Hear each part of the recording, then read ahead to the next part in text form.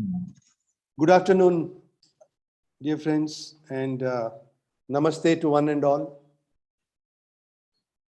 People are slowly starting, but I think we have waited for about 5 to 6 minutes, and let us begin with the invocation. Meantime, I'm sure the people will join. So let us begin with 2 minutes invocation.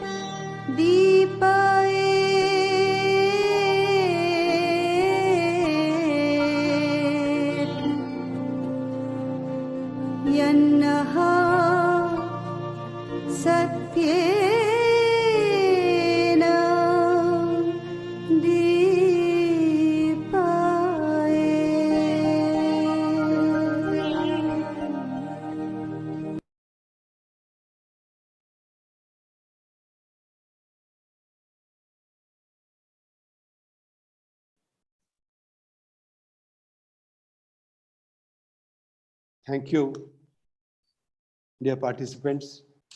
I think without any further waiting, let us begin today's talk.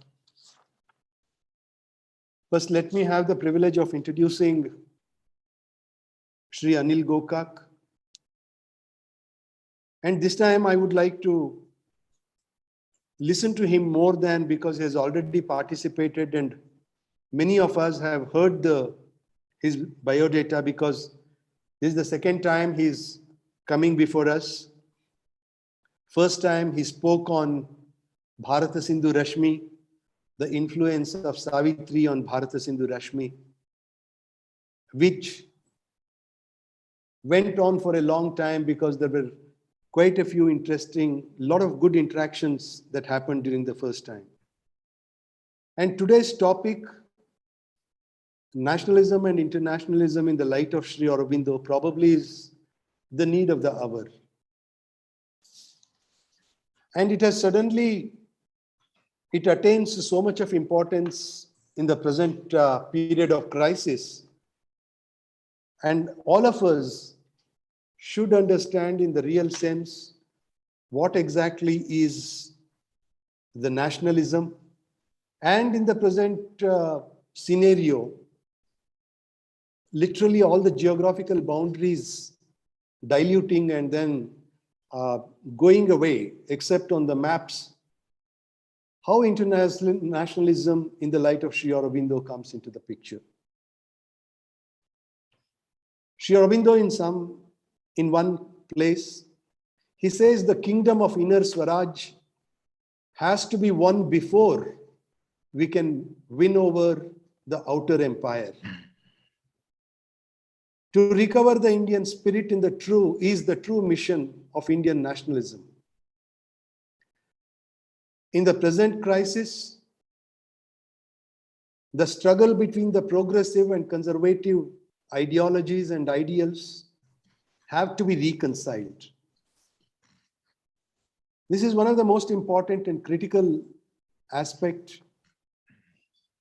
And because we have so many, at least moves in that direction that is happening, and how the education has to be improved, how Sanatana Dharma itself has to be taken as the very foundation of nationalism, all these things have become absolutely important and critical at this point in time. Before I hand over the floor to Anil, I would like to make a small announcement in the beginning, and I would also like to make this announcement at the end. Please note that 7th of August 2022, please block that date, which happens to be a Saturday, I think. So kindly block your date 7th of August 2022, because that is going to be the culmination day for the celebrations of 150th year birth anniversary celebrations as far as Karnataka is concerned. So a full one-day conference is being planned at Nimhans Conventional Center. It's going to be a full-day program with cultural programs, and other details will be sent to you, sent to everybody. So I would appeal to everyone, every devotee, every Guru Bandhu, and then every participant, every member of Sri Aurobindo Society to come and participate, and to consider this as a standing invitation for 7th of August 2022. With this small appeal, I think I'll hand over the floor to Anil. Anil, floor is yours. You can take over. Thank you. Namaste to one and all. Are you able to hear me? Yes, we are all able to hear you. And now it is actually 4:17. We can take about 50 minutes, Anilda, and then take some few interactions and questions subsequently. All right. Yeah. Sri Aurobindo and how to view the problems of nationalism and internationalism in today's context. It is a very vast topic. I have tried to sum up as briefly as I can the important issues concerning this aspect. We all know Sri Aurobindo's background. He was brought in the atmosphere of a public school, Darjeeling initially and subsequently in England. And his father ensured, he had told his tutor in England to ensure that he has no contact with Indians and remains aloof from Indians as far as possible. But he turned out to be a great patriot. And the reason was, he was aware of the exploitation of the British through his father's letters. He belonged to the Indian Majlis. He joined that, where fiery young men were delivering speeches. Became a member of Lotus and Dagger Society, as you know. The French Revolution and the Irish struggle for freedom inspired him. And above all, it was Max Muller's translations in the Sacred Book of the East series that drew him to Indian spirituality, particularly because of the concept of Atman. He was fascinated by India as is very clearly reflected in his poem Envoy, where he describes India as the regions of eternal snow, Ganges facing to the southern sea, Ganges upon whose shores the flowers of Eden blow. So, love of India was inherent in him even in his younger days. Then we come to his Baroda period. Baroda period, let us remember that the grandfather of Aurobindo was himself the founder of a secret society, a revolutionary. He, after his return to India, started writing Hindu Prakash, contributing to Hindu Prakash. For his fiery writings, the editor of Hindu Prakash had to be warned by Mr. Ranade. He later organized secret societies in Bengal through the help of Jagdeen Banerjee. Bhavani Mandir document, which is the first significant document, talks of Bhavani, goddess Durga, the goddess of Shakti. He said that India is weak, Mother India is emaciated, and we have to strengthen her. And so the document pleaded for construction of a temple of Bhavani, the establishment of a matha where karma yogins who have no other interest would serve her. He also stressed that Western ideas should not be copied. He was inspired by the example of Japan, which staged a revival on the basis of Shintoism and the image and worship of Mikado. Then, because of the partition of Bengal, he left for Calcutta. You are all aware of what happened there. The atmosphere was surcharged. Shivaji's biography by Devuskar had fired the imagination of the youth of Bengal. The partition of Bengal had added fuel to the fire. Devuskar's book on Deshar Katha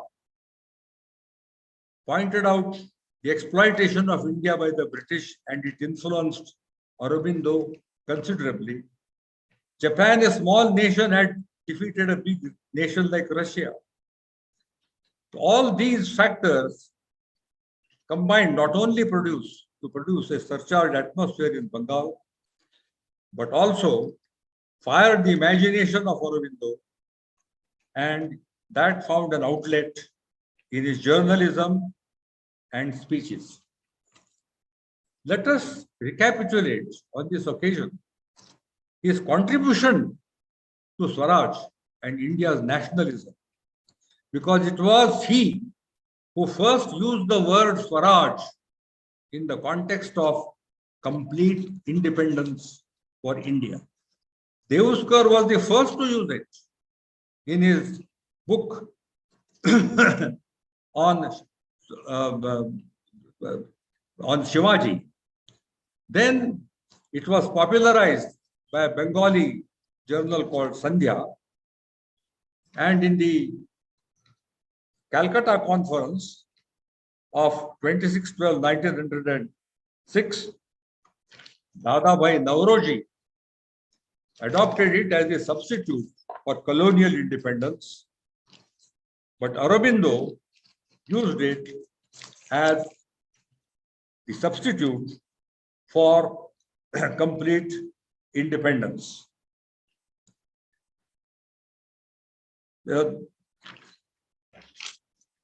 After the Surat Conference in December 1908, he assumed more or less the leadership of the Nationalist Party and delivered speeches.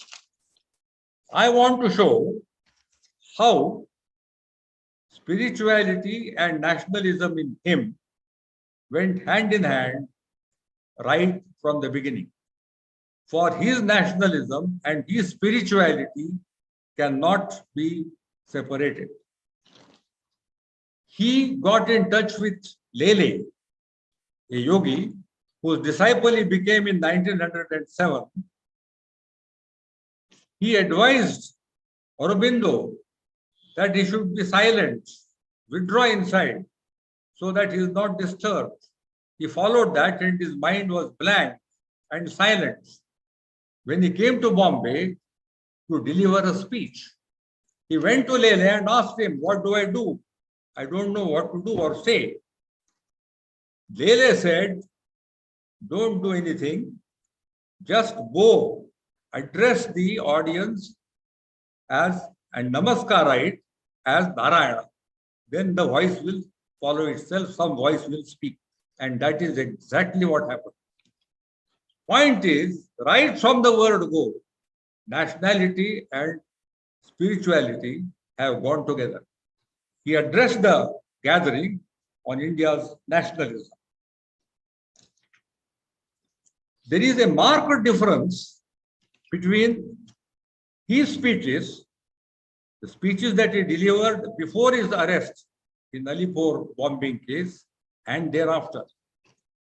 I will read out some portions from some of his speeches to make this point. In the speech which he delivered in Bombay in January 1908, he says, "Nationalism is a religion that has come from God. If you are going to ascend to this religion of nationalism, you must do it in the religious spirit. You must remember that you are the instruments of God." He emphasized the need for faith, then unselfishness, courage, and non-attachment. In the speeches prior to his arrest, he also said that the nation, like the individual, has three bodies or koshas: Sthula, Sukshma, and Karana Sharira. He said that in his address on Bande Mataram, in which he explained the meaning of Bankim Chatterjee's song. Then he said in his next speech that the breaking up of the Congress was the will of God. And if we can meet again on the basis of a union, that could also come from his will. In this speech titled Palli Samiti, he said that the English, the Britishers, that sapped the vitality of India by sapping the vitality of the village samitis. So he said that we should allow all these institutions of India, which had grown organically and spontaneously in response to its own needs, we should revive them. Another important aspect of his nationality is the experience that he gained, the spiritual experience that he gained in prison. He took to his imprisonment philosophically and spiritually. He said that my yoga was disturbed by all the external activities. So God decided to give me an ashram to practice the yoga. And that ashram was the prison itself. In the prison, God, I think Vasudeva, gave him the Gita and gave him strength. It was Vivekananda whose voice spoke to him for about a fortnight. Another lesson that he learned in the jail was he learned to live with other convicts who came from all strata of society and found that the same God lived in one and all. He experienced that friendship, and that he says that he got his first lessons in love also, love of birds, animals, and plants in the prison. Equanimity of fellow prisoners. They were all carefree despite harsh punishments, and they were friendly despite all that had happened to everyone, including the jail authorities. This is what moved him. In Uttarapara speech, he says what he reproduces, what Lord Krishna told him.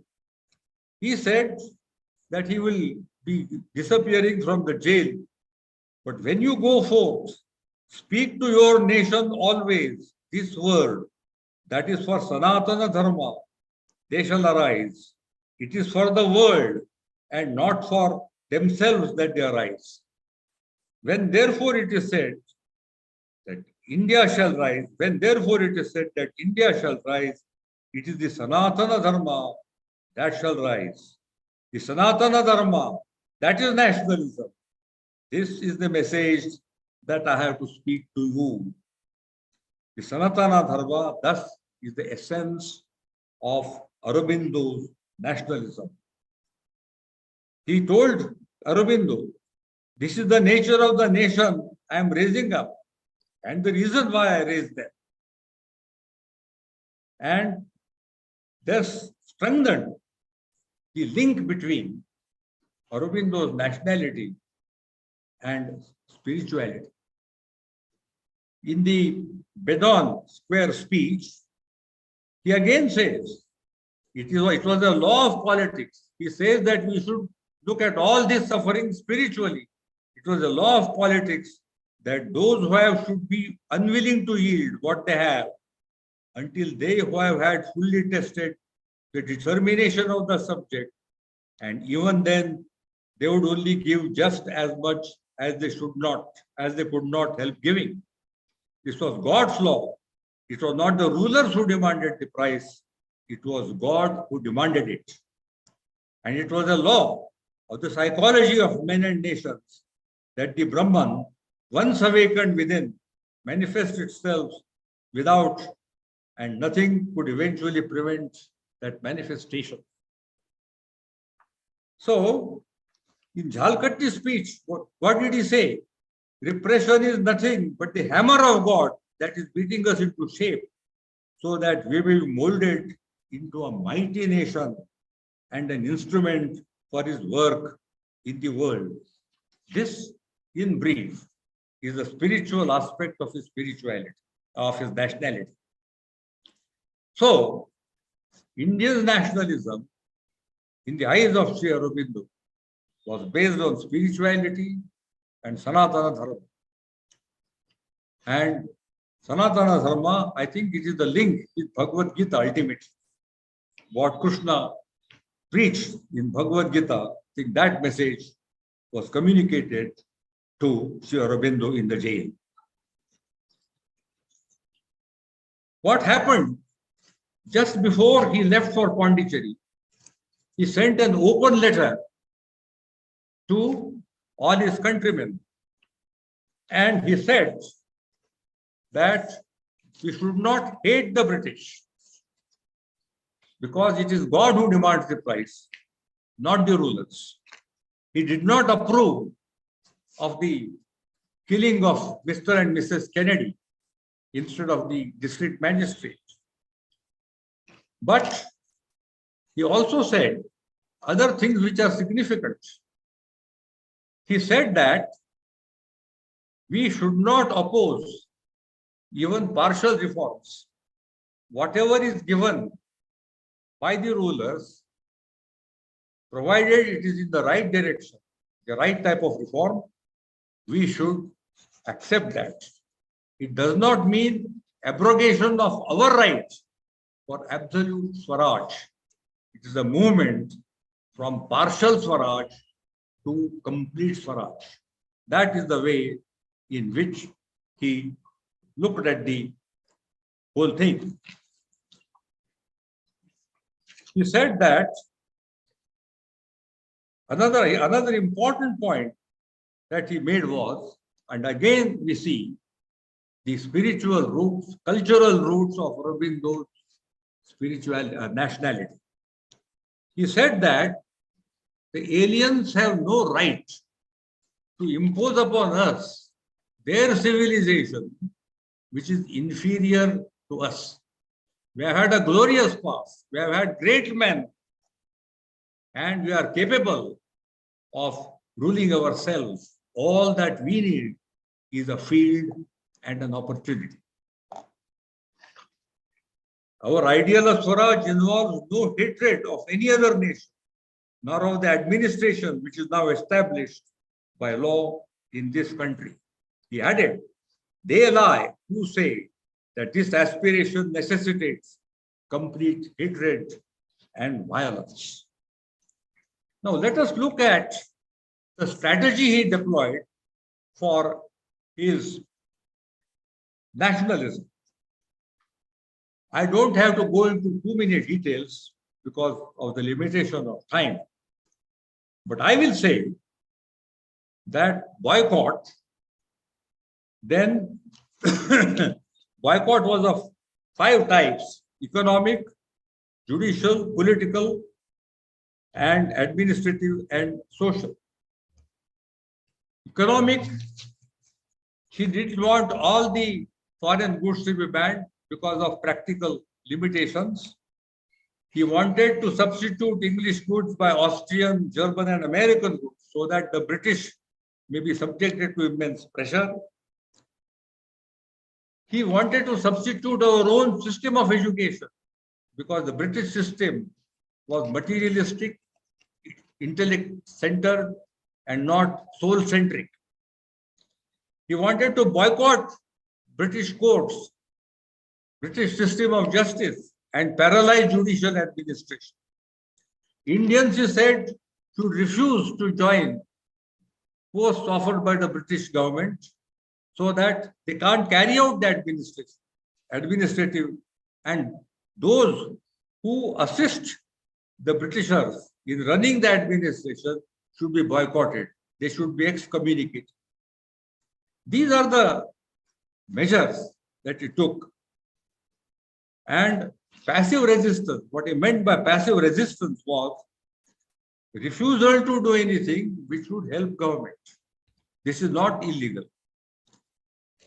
He said that no government on earth can punish you for this. You just refuse to do what can help the government, that's all. It is your voluntary decision.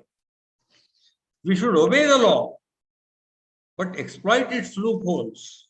Exploit its loopholes, of course, without violating the code of conduct, and use the good points in our favor for our protection. He left for Pondicherry thereafter, but he laid the foundations of the movement for nationalism in India. In fact, he says in the open letter to the countrymen, what does he say? It is a very prophetic statement. All great movements wait for their God-sent leader, the willing channel of his force, and only when he comes, move forward triumphantly to their fulfillment. Therefore, the Nationalist Party, custodians of the future, must wait for the man who is to come, calm in the midst of calamity, hopeful under defeat, sure of eventual emergence and triumph, and always mindful of the responsibility which they owe not only to the Indian posterity, but to the world. This is almost anticipating, this is prophetic of the arrival of Gandhi on the scene later on in 1915.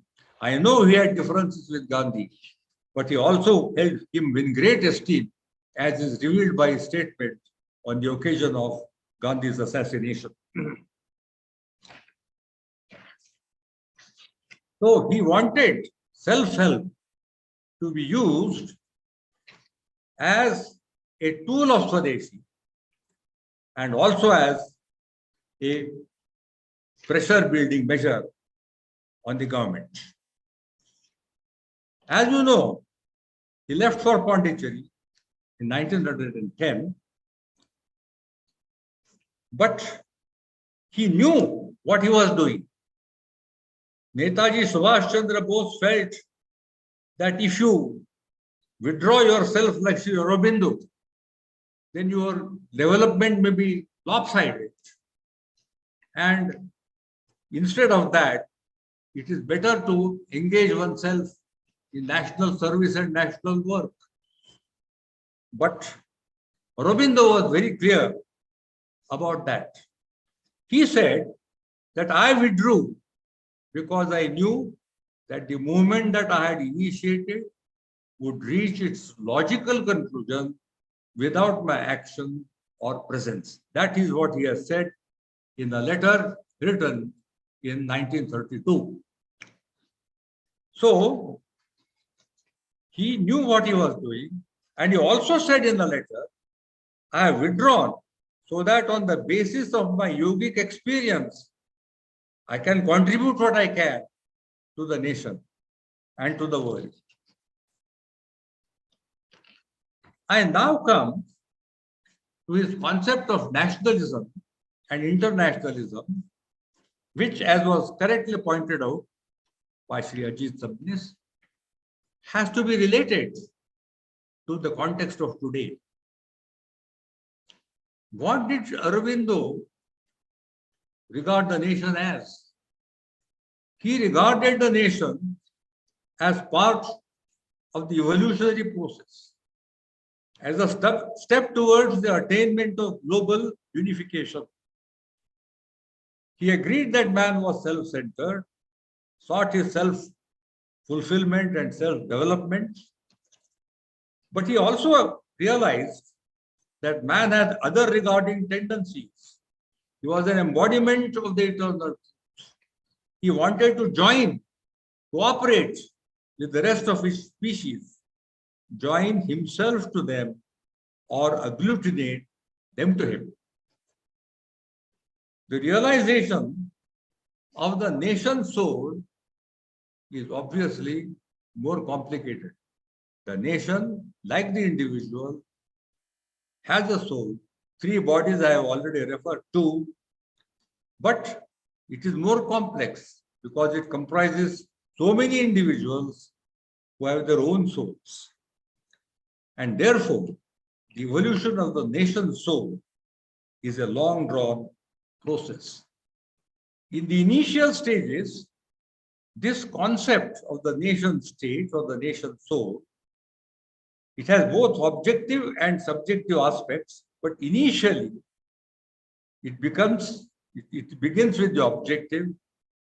The subjective and the objective are always mixed, but in the initial stages, it is the superficial aspects of subjectivity that come to the forefront, like association with the territory.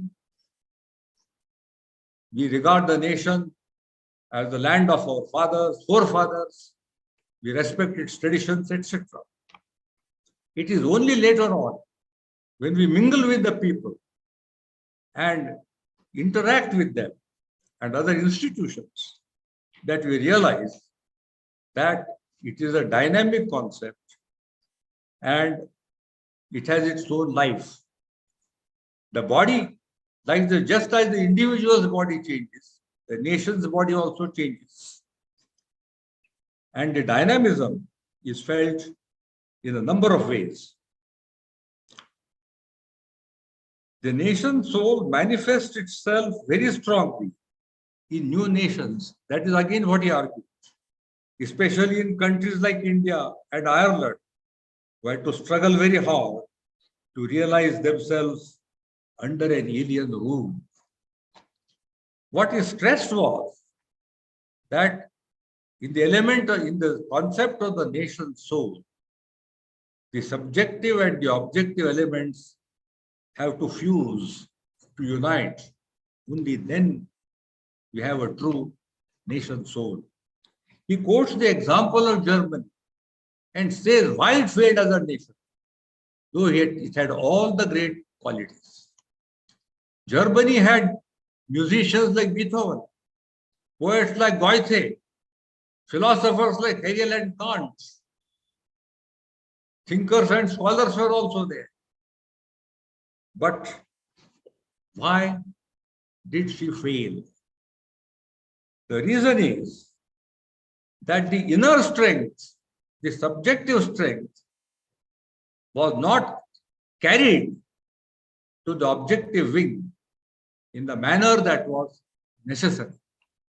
On the other hand, Nietzsche's philosophy, his concept of Superman, got perverted and it took an ugly turn. So the transmission of the subjective to the objective did not take place on the right lines. And Germany mistook her ego, her vital self, for her real self. That was the mistake which she committed. The transmission was, however, so powerful that Germany did dominate for a while, but the transmission was in the wrong direction. That's what he says. She had mistaken her vital ego for herself.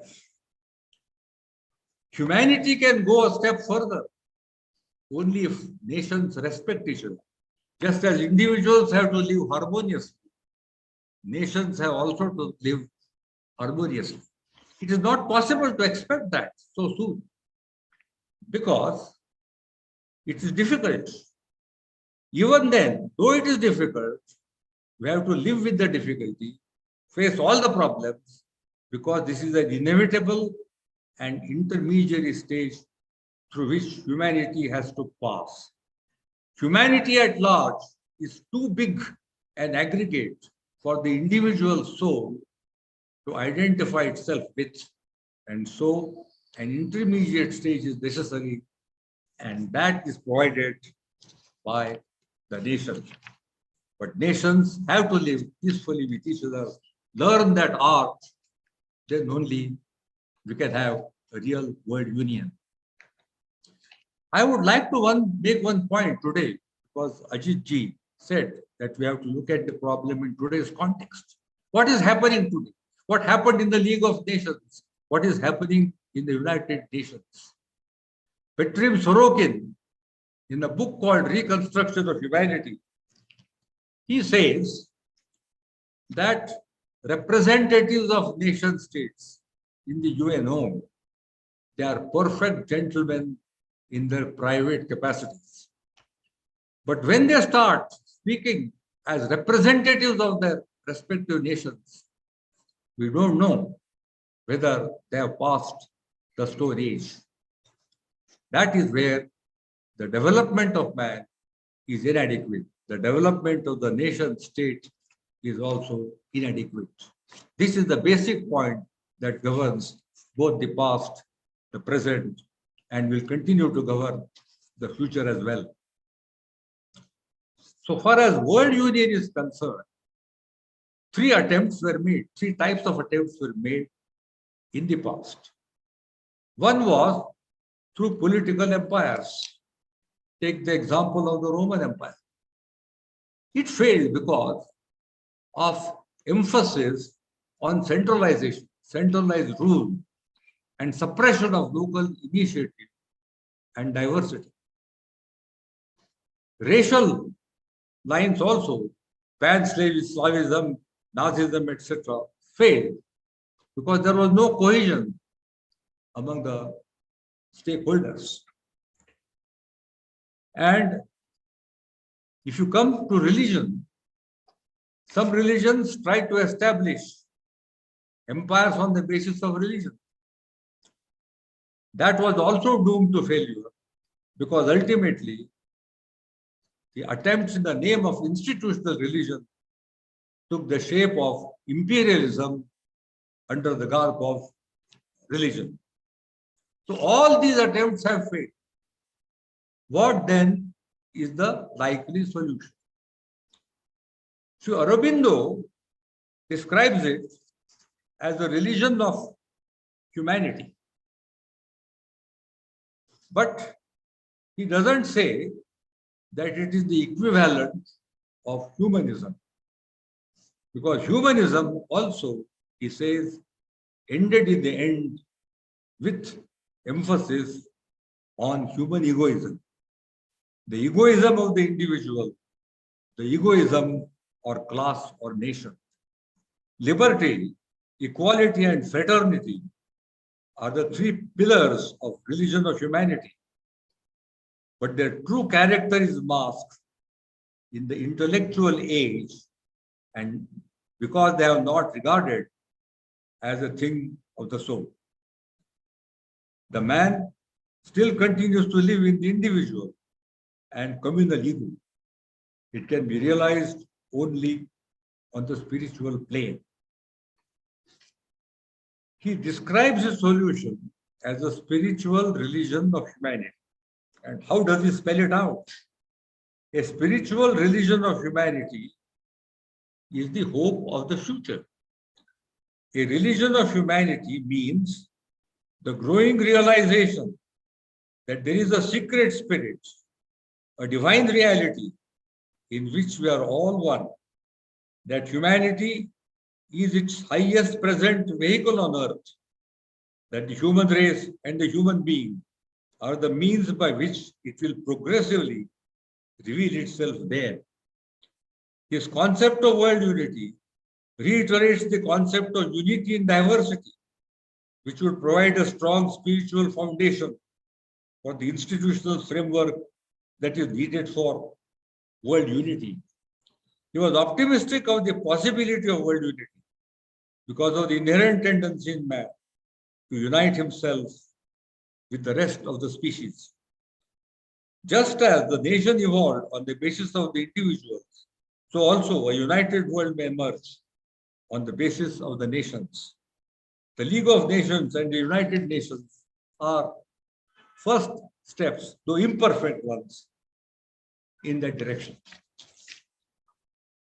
So ultimately, what comes to the fore, both in the concept of the nation soul, the nation and world unity, is the recognition of unity in diversity. The recognition that the same divine spirit manifests itself in different forms, in different races, in different religions, etc. You cannot have a universal religion simply because man does not like uniformity. For a Hindu, Ganges are sacred. For a Muslim, Medina is sacred. You can't do away with that. But what we have to do is to arrive at the uniting factors among all these religions. Maybe that may be helpful in evolving a religion of humanity. I think I have a few minutes to go, and I will share with you some of the thoughts of Aurobindo on the problems that haunt us today in India. See, he had anticipated the threat from China. And in one of the messages that he gave to the Mother India, which he had approved and which Mr. Gupta, Nalini Gupta produced, he says, the basic significance of Mao's Tibetan adventure is to advance China's frontier right down to India and stand poised there to strike at the right moment and with right strategy, unless India precipitately declares herself on the side of the communist bloc. But to go over to Mao and Stalin in order to avert their wrath is not in any sense a saving gesture. It is a gesture spelling the utmost ruin to all our ideals and aspirations. The gesture that can save us is to take a firm line with China, denounce openly her nefarious intentions, stand without reservations by the USA and make every possible arrangement consonant with our self-respect to facilitate an American intervention in our favor. And what is still of greater moment, an American prevention of Mao's evil design in India. That is what he had said in December in 1950. I think that was the last message he gave to the Mother India. Vallabhbhai Patel had warned Nehru. That also was done in the year 1940, again 1950 sometime. But both passed away very shortly after they expressed their views on the subject. That is the tragedy of India. He viewed the Second World War as not as a war, but as a struggle between the two forces of good and evil. And even if you look at the world today, you feel that it is a struggle between the two forces of good and evil. He decided he wanted the allies to be supported. He said, yes, allies have also committed mistakes, but they have also given the ideals of liberty, equality, and fraternity, and the institutions that embody them. They have agreed to give independence. England has agreed to give independence to Egypt without any conditions, without any struggle, and Iraq also. US has given independence to Cuba and Philippines. There is no such precedent on the side of Germany and others. He also said that these represented an Asuric force because they stand for evil. That is what he felt. He said that a victory for America and allies would be a step in the right direction. It may involve bloodshed. Bloodshed may be on the large scale, as happened in the case of Pandavas. Establishment of an empire by Pandavas was a step in the right direction then, just as a world union of free states would be a step in the right direction now. This is what he felt. Again, he was not very happy about the prospects of Japanese occupation of Indian territory. He was angry with Subhash Chandra Bose because he felt that we were yielding to the power of the Axis, whose intentions were worse as compared to those of the Allies. India, he said, has a strong role to play in the world affairs, in international affairs. In his Independence Day speech on the 15th of August, he said he had 5 dreams: a free and united India. He was grateful to Gandhi for being the torchbearer of the freedom movement. But he said, we have attained freedom without unity. We didn't want Pakistan. Free and united India. Resurgence and liberation of the peoples of Asia. And he wanted Asia to return to her old glory. India has to play an important role in the revival of Asia too. Third, a world union, which he said would form the outer basis of a fairer, brighter, and nobler life for all mankind. This also, he said, India has to bear her responsibility by displaying a larger vision and greater statesmanship. And fourthly, a spiritual gift to the world. By that he meant spirituality. And he said that spirituality had already started entering Europe and America. Last and foremost was a further step in evolution which would raise man to higher through a growth of the spirit and inner consciousness. The initiative must come from India, and although the scope must be universal, the scope will be universal, but India has to be at the center of the stage. Why? Because the growth is through the spirit, and India has always accorded primacy to the spirit herself. Difficulties are there, but if this evolution is to take place, it must proceed and proceed only from India.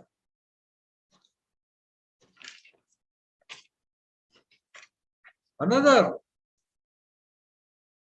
statement that he made about India, about the formation of linguistic states, he said that diversity in unity, unity in diversity, or whatever we call it, is the essence of India. In the past, this proved to be both a handicap and an advantage. The advantage was that a number of rich cultures and traditions flourished. The British gave us a common administration and a common language.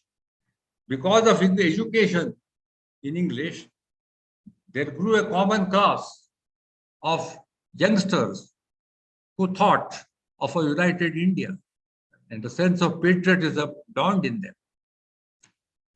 After that, we submitted ourselves to the artificial division which was suited to the convenience of British administration and empire.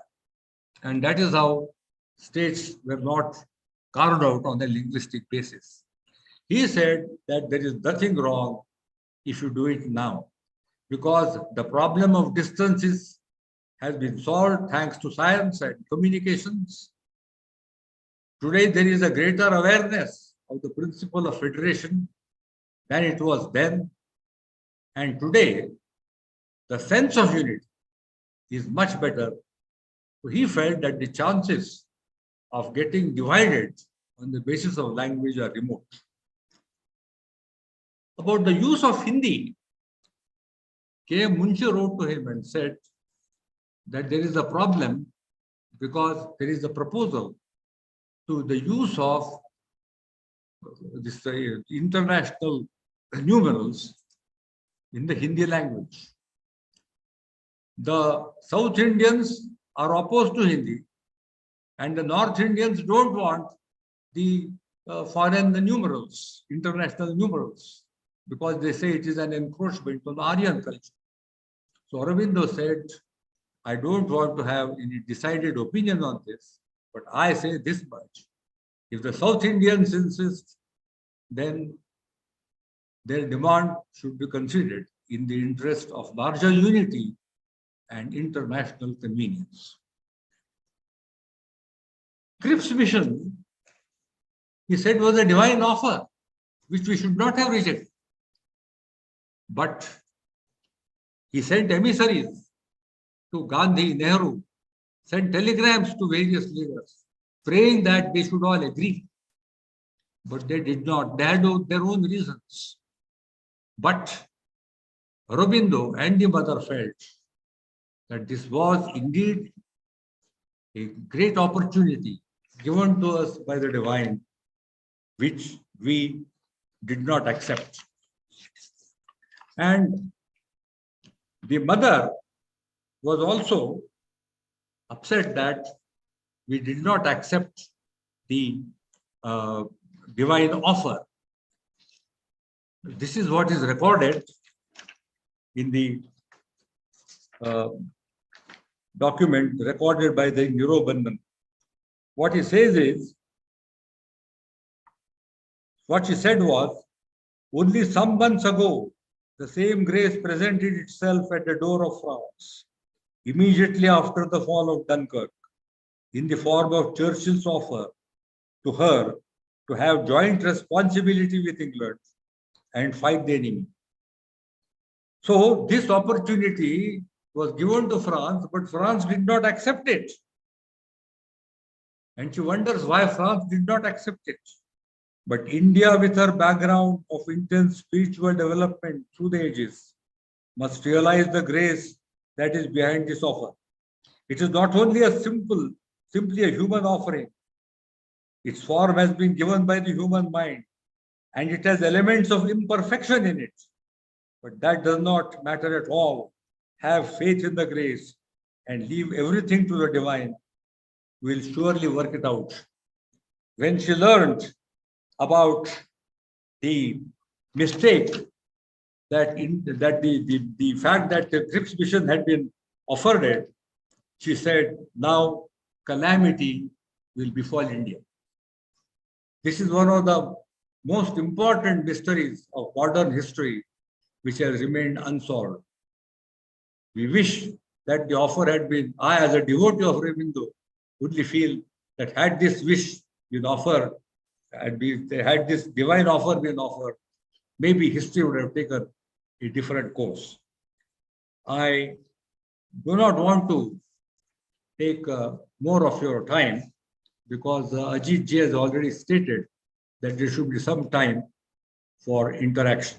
If I have encroached on your time, I may be excused. Thank you very much.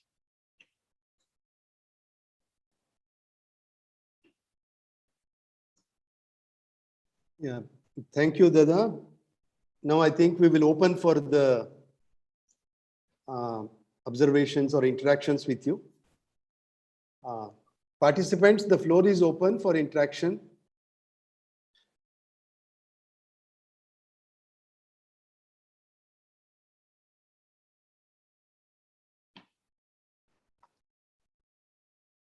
And Anil Dada, I think let me begin. I have a small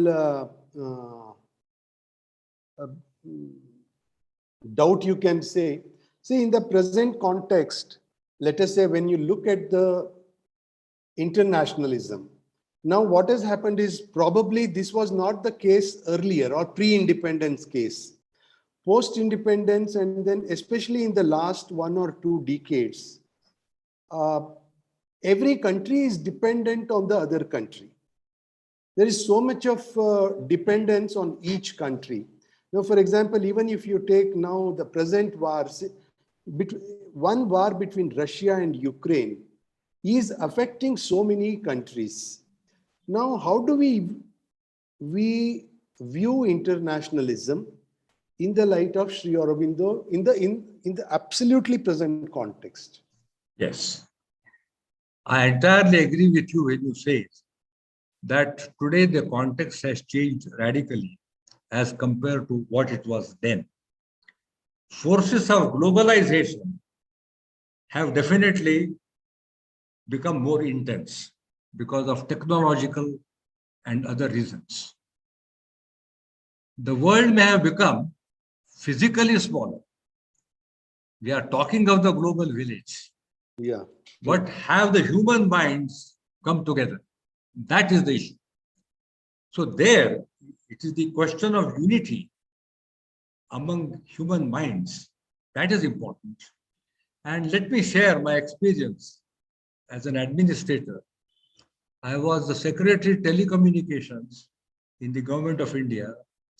I could see myself how advances in technology were bringing the world together. But when I went to sign international agreements, you see, in the WTO and other organizations, I found that there was a huge debate, differences, because each nation had its own perception. Maybe we have evolved from the individual to the nation state. Maybe there is a progression, but we have not gone beyond the nation state. That is what I feel. Because I would again draw your attention to what I said about Petrim Sorokin in his reconstruction of humanity. They are all very good gentlemen, cultured men in their private capacities. But when they start speaking in the UN, in the General Assembly, they change their stance. They start speaking only for their nations, as if their nations represent the whole truth. Second, despite globalization, you cannot say that faith in divinity or spirituality has increased. Thanks to science or whatever it is, the emphasis of intellect on intellect has also gone up. And today, the computers and technology also is giving us a one-sided picture. We are not taking a holistic approach to the problem of education, etc. And therefore, it is very difficult to produce a mind which can take a holistic view in the light of this background. Science believes in analysis. Computers, etc., they have faith there. The logic is 1 and 0. That is where the problem arises. You cannot say that the minds are getting united, though the world is getting physically closer.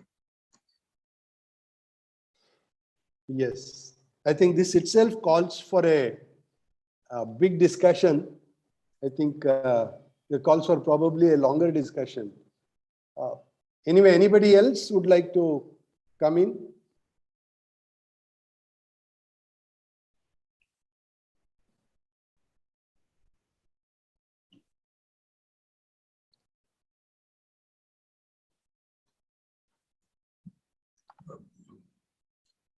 See, these thoughts are very profound, no doubt. But then the individuals in various countries, or as Gokak said, they don't speak out their mind when it comes to world bodies, etc., because they have an agenda to propagate, depending on whichever country has deputed them. So, I mean, okay, in India, we are fortunate that there were so many thinkers. Of course, there have been thinkers elsewhere too. But how do we unify these minds? I mean, like, it appears to be a mind-boggling adventure if we start trying to do that. Yes. Yes.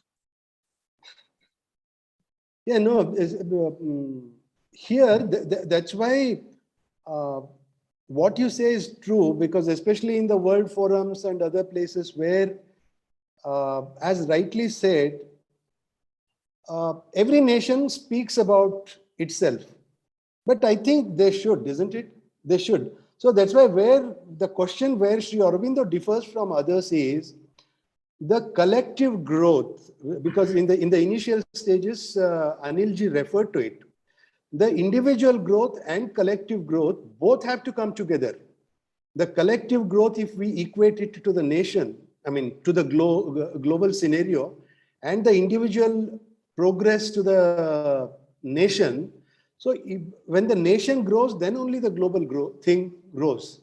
So if we have to, let us say, if Vasudhaiva Kutumbakam is inevitable in the perception of India, and that is what indirectly everybody is also talking about. When we talk about Europe Union, isn't it a small step towards Vasudhaiva Kutumbakam? The Europeans coming together, the World Union coming together, all these nations, different nations, first these different nations with similar natures come together first. Then that's why Sri Aurobindo talks about Asian resurgence as one of the dreams. And he talks also the World Union as one of the dreams. And so India has to rise, then the Asian Renaissance had to come into the picture, then the World Union should come into the picture, and the individual also has to grow. Once the individual consciousness gets elevated, here the sense of nationalism gets elevated, and then the true nationhood and the true Sanatana Dharma comes into picture. And Sri Aurobindo is absolutely clear. The whole nation grows only when Sanatana Dharma grows. Sanatana Dharma, when it declines, the nation declines. That's here. He is very absolutely clear about it. And that is why he says India should take the lead and then become the spiritual guru, because other countries cannot think of Sanatana Dharma or the essence of Sanatana Dharma, or they don't even understand the concept of Vasudhaiva Kutumbakam. Yeah, what matters is the purpose. See, today people are uniting to fight against somebody. It's not about a good purpose. They're not getting unified for a good purpose. They are getting unified for a, to create a strong lobby against somebody or to fight against somebody. That's not that's not unity. First of all, they have no clue as to the dharma being a way of life. So they immediately connect, because this concept of religion is brought in by those guys only. We never thought of that, as a way of life, Hinduism or whatever. So the purpose for which the unification is happening, that is where the steps, whether they are in right direction or not, get determined. This is my feeling. Correct. Perfect. Yes. May I say something? Yes, yes, please. You see, because you referred to the increasing degree of globalization. That is all correct. But certain undesirable trends have also accompanied globalization. Number one, see, let us take the oil boom. Globalization affected many countries. It has also helped some countries. The Gulf countries, they formed a union and started dictating petroleum prices. And all the money that they got has been, research has shown that some of it at least has gone into funding terrorism. That is one. And then science has also proved that many things which have remained unexplained hitherto can be explained. So many have begun to feel that science can explain everything. As against this, the positive side is that in a country like Russia, where atheism was a condition precedent for becoming a member of the Communist Party, that is dwindling thanks to the revival of religion after the disintegration of the USSR. In Southeast Asian countries, tradition, culture, and religion was used for national revival. They used the Confucian principles of communitarianism for the revival of Singapore, Malaysia, and all that, all the East Asian countries. In India, the problem is one of diversity. You can't try the same thing here in India. So, the problem, come back to the same thing, lies in achievement of unity, sense of unity in diversity. That is the only solution. And for that, I think there should be an international agreement on educational system also. We can have a system of education based on human values only. We don't talk of Christianity, we don't talk of Islam, we talk of truth, love, dharma, peace, and non-violence. These are the 5 principles which are common to all religions.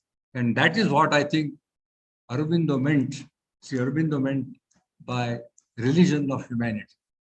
And Huntington, in his book on the clash of civilizations, has said that, well, religions can unite, religions can divide, but let us come at the denominator and identify all factors that unite them.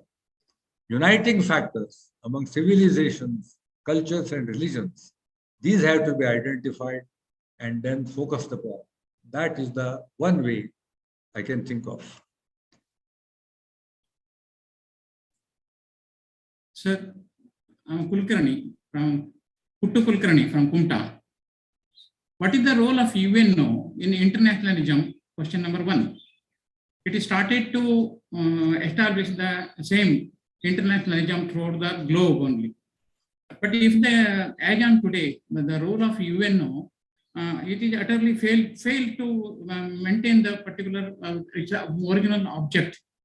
Then second one, if the internationalism is based on spiritual, ours is Sanatana Dharma. What will be the portion of Western side? How it is possible to include this one? Because the particular spiritual system or whatever our thoughts, etc., are entirely restricted to the geographical condition only. The entire eastern part of the globe, especially more than 60% of the population, for example, Asia, is entire in another thought, and Western part is in another thought. In internationalism, according to Sri Aurobindo, how it is possible to combine this one, join this one, and what is the role of UNO? When we are thinking about the internationalism, UNO is very, very important. Okay, this is my question, sir. Anil Dada, did you hear that? Yes, I think the question was about the role of the UNO. Yes, what is the role of UNO in internationalism? Yes. That was the first question. Yes. So, the role of the UNO in internationalism, unfortunately, is not decisive. It has no mandatory authority. It can only advise, only it can pass resolutions. Beyond that, beyond exerting moral pressure, I don't think it can do anything. But today, some moral pressure in the form of a UN resolution may carry its weight. But the cultural and other functions of UNO, I think, are having an impact. For example, Children's Emergency Fund, nutrition, all these things are having their impact.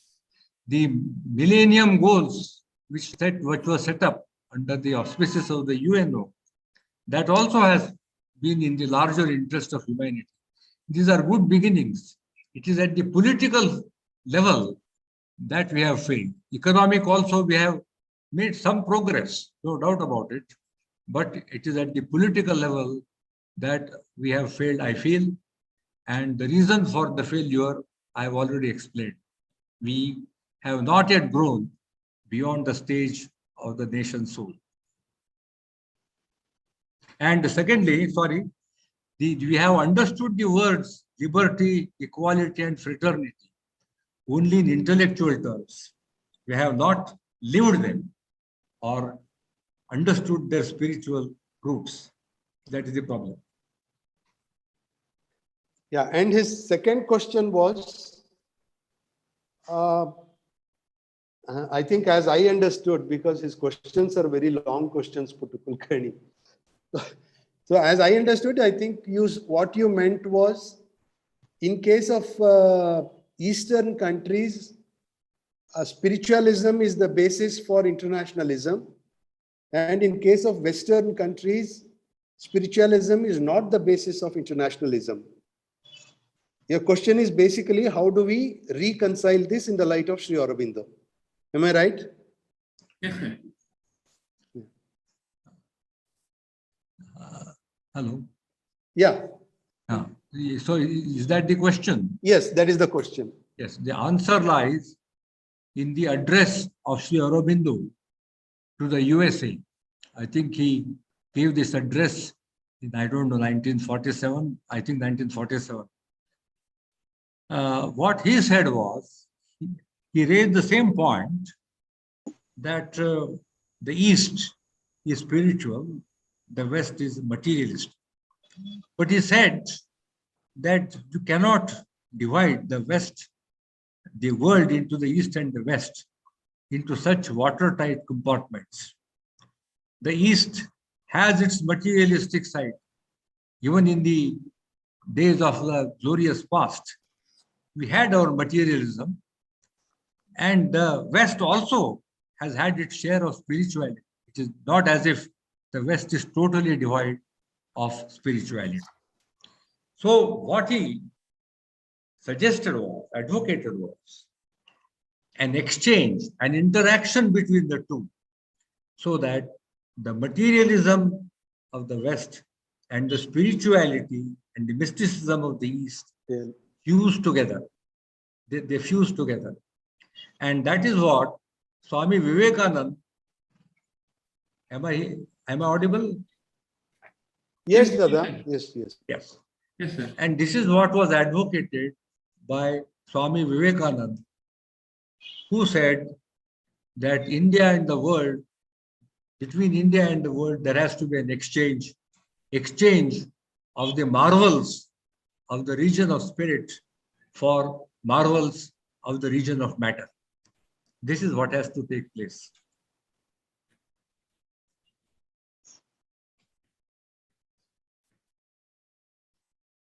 Namaskar.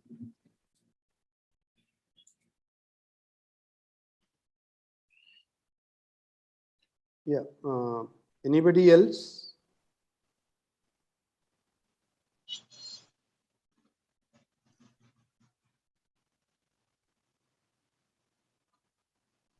So if there are no questions further, then Vaishali, you have anything to say?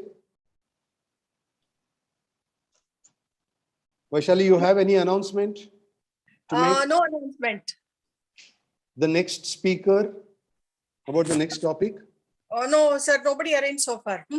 Okay. So, Ellargu Namaskara.